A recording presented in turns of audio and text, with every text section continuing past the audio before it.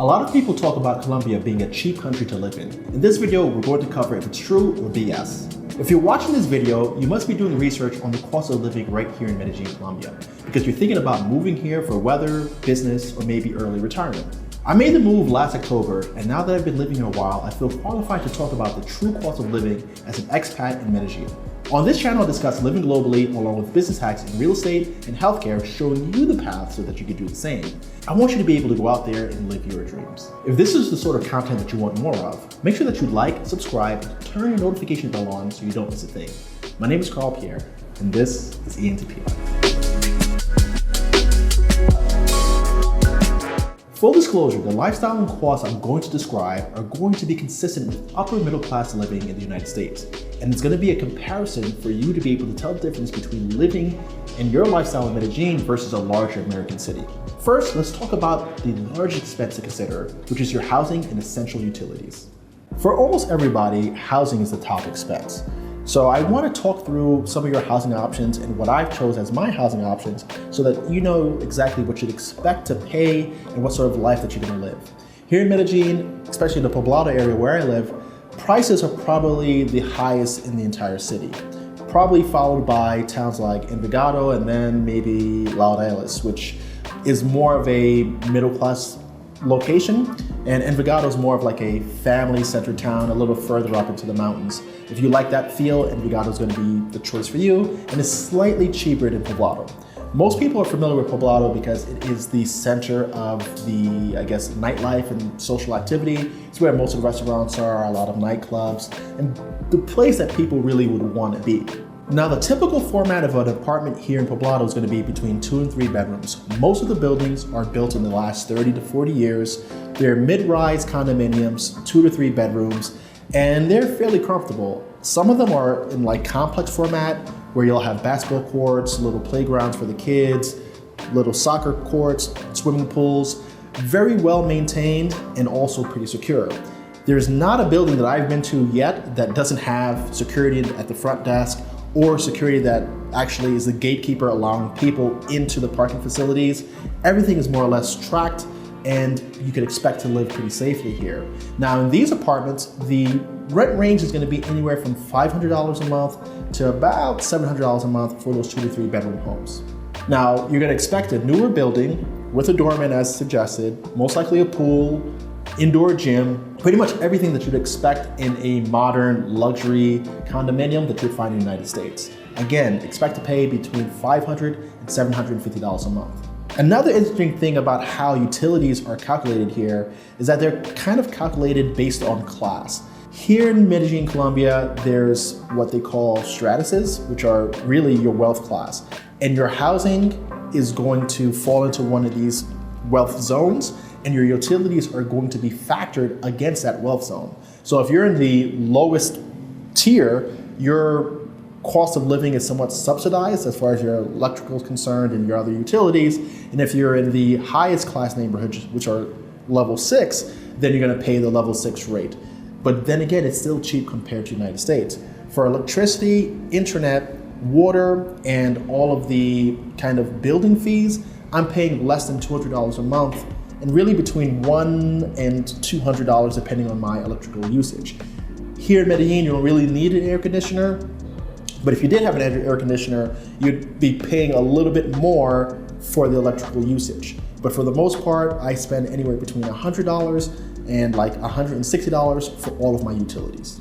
I'm paying for some of the best internet that you could get here, which is going to be about 200 megabytes to 300 megabytes per second, and it works pretty fine. In some of the other buildings that may not have fiber optic yet, you're going to be capped at around 10 to 25 megabytes per second. So if you're choosing a building in the nicer parts of town, make sure that they're running fiber, ask around about what the speeds are so that you don't move into a situation where the internet speed doesn't support your lifestyle. If you go through some of the blogs or any kind of information about Medellin, they'll show you like the average internet speed is sub 25 megabytes per second. And that's because they're calculating everything in the entire city. If you're in the upper class neighborhoods, they're providing high speed internet, so you shouldn't have to worry about that. But you could always confirm and make sure that you can find the internet that is useful for you in your particular building before moving into that building. Now, for those of you who want to rent a house or maybe want to go into one of the more affordable neighborhoods, the homes are going to run you, if it's like a home in the Poblado area, you might be spending between $1,500 and $2,000 a month, but this would be for about a 2,500 square foot home, fairly large, safe neighborhood, and that's what you could more or less expect. But if you're comfortable living in an apartment and you want those amenities, it's a price that I told you. If you go into some of the other neighborhoods like Laureles, which is kind of cheaper than Poblado but has a good social atmosphere, you might be looking at between $400 and $600 for an apartment. If you go into Central, which is kind of the downtown city center, the prices come even lower. And in all honesty, some people may say that Central is not that safe, and arguably so, it isn't, but it's not like a war zone either. You just have to move a little smarter, but you could get apartments down there for about $200 a month. So the range is pretty wide, but you're still looking at those 2 to 3 bedroom apartments, and you're looking at that price point. The next thing to talk about is the cost of food and your food options. By comparison to the States, food in Medellin is relatively cheap. By cheap, I mean that you could get a full meal anywhere from about $3 to $4 at a sit-down kind of typical restaurant. That doesn't happen in the United States, right? So I'm talking about rice, beans, a protein source, a soup, salad, and even a juice for about $3, okay? You could get food a slightly cheaper, again, if you're in like Centro, but if you're in this area, you're looking at anywhere between $3 and $5 for your typical lunch, and same sort of meal for dinner. Breakfast is even cheaper. You could get your traditional breakfast, which could be an empanada, a coffee, and maybe a cut of cheese or something along those lines. That's like a traditional breakfast. That's gonna run you in the sub $2 range. And if you go to a restaurant that's like a sit-down brunch spot, you could expect to pay about, I would say, $5 to $6 for a formal brunch. If you start thinking about mid-grade to higher end dining, which of course the city has, you're gonna start moving into about the $10 to $15 for a sit-down restaurant that's going to serve you 2 courses or so for about 10 to 15 bucks. And if you start going to the top tier restaurants, you're looking at really good entrees in the $15 to $18 range. And if you want like a 7-course tasting menu with wine pairing, you're talking about $100. So again, if you're looking at this by comparison to what you'd be paying in the United States, for a top tier Michelin rated restaurant, you're gonna get the tasting menu and wine pairing, you're talking about $180 to about $300 easily per plate. And now if you're talking about your typical restaurant or neighborhood local joint that's more trendy and a little more hip, you're gonna be paying about $30 for an entree, while here you're gonna only be paying between $10 and $15. So again, that's a good comparison for what you could expect. Now, if you're just gonna be eating regular meals out every day, you could budget about a $10 to $15 per day food budget, and that's gonna cost you about $450 a month as a single, eating every single meal out. If you decide to start preparing your own meals, of course you can bring the cost even lower, especially with buying local foods like rice, beans, the local proteins, the things that are more traditional, you can bring your cost down even further. For me, I opt to eat most of my meals outside because it's so freaking cheap that it doesn't make sense for me to waste my time cooking internally. It gets me out of the house. Most of these restaurants are pretty social spaces. I get to hang out with friends, chat it up. That's typical here. So again, single person, you're looking at around $300 to $450 per month for your food budget. Next on the list is your entertainment. Entertainment's a bit tricky because everybody's entertainment is a little bit different.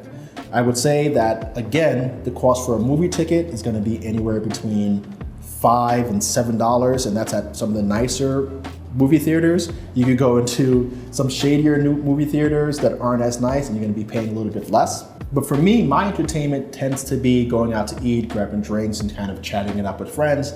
So that's part of my food budget. And if I wanted to do a nice little restaurant at least once a month, I'd be choosing to spend about $50 to $60 to go out, and that's gonna be for drinks all night, an appetizer, a main, and a dessert. We're talking about 50 to 60 bucks at a really nice restaurant in the happening part of town. Again, in the States, that would not happen at that price point. Other things that you could do for entertainment, there's local parks, museums. It all depends on what you're into. But I would say that you should budget around $200 to $250 a month to just keep yourself entertained, and that's not skimping at all. If you want to kind of entertain yourself with low-cost options, then there's plenty of things that you could do outside. A lot of the people here try to enjoy the scenery, the greenery that's here in the city, or they'll go out to the kind of mountainside where they could hike and do things for free. So you have a lot of choices. Outside of eating out, my choices for entertainment are to travel locally. So you could get an hour to 2 hours outside of the main city to the fincas or the farmhouses, and you could have a weekend for really cheap. We're talking about sub $200 weekend range where you're getting a hotel, you have your meals covered, your transportation covered, and you spent Friday, Saturday, and Sunday in a completely different atmosphere. There are garden-side lakes, rivers that you could go swimming in, waterfalls that you could check out, zip lining, all kinds of outdoor adventures, all in the immediate 1 to 3 hour radius, and there's plenty of things to do. So for me, I kind of prefer to break out of the city for the weekends and do something locally, or I could head to the coast to Cartagena or Barranquilla, Santa Marta, if I want to kind of travel. Again, that's going to be a $60 to $70 round trip flight. Generally speaking, you could get your equivalent US lifestyle for around 50 to 70% off. The savings can be put to work in a business venture, hiring support staff like a personal trainer or a personal assistant, or used for more international travel. In total, as a single person living in Medellin, $1,500 to $2,000 a month provides you with a lifestyle equivalent to making around $75,000 a year in the States. A spend of around $3,500 to $5,000 a month will afford a family of four a lifestyle that would cost $8,000 to $15,000 a month in most US cities. To put that into perspective, the spend will cover your housing, a nanny, a housekeeper, cook, provide private education for your kids, groceries, entertainment, and savings for travel. Now that you know the cost of living in a middle class to upper middle class lifestyle, are you ready to make the move here to Medellin? If so, contact me at info@entplife.com, subject line moving to Medellin, so that we can help you get started. Thanks again for joining me here on ENTP Life. Like, subscribe, and share this video with anybody that you know will find it helpful. If you have a friend that's thinking about moving to Medellin, make sure they check out this video so they know what they can expect as far as cost of living is concerned. Until the next one, take care.